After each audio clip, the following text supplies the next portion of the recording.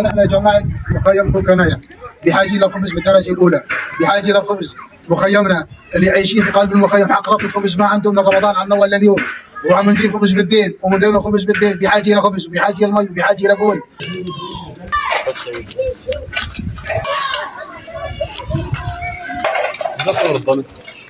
السلام عليكم ورحمة الله وبركاته. أنا نازح من معرة النعمان وساكن من مخيم كوكنايا. بنشد أهالي المنظمات جميعا نتوجه على المخيم لأن المخيم تعبان ولحد الآن ما في دعم نهائيا، وبنشد المنظمات تجي على المخيم وتساعد هالناس لأن العالم بحاجة. السلام عليكم ورحمة الله وبركاته. نناشد المختصين، المنظمات، أهل الخير يساعدونا بهالمخيم. المخيم يعني كثير مهجور وكثير ما في هيك وصيفية ولا حدا سائل ولا حدا هذا، ووضعنا مأساوي جدا جدا.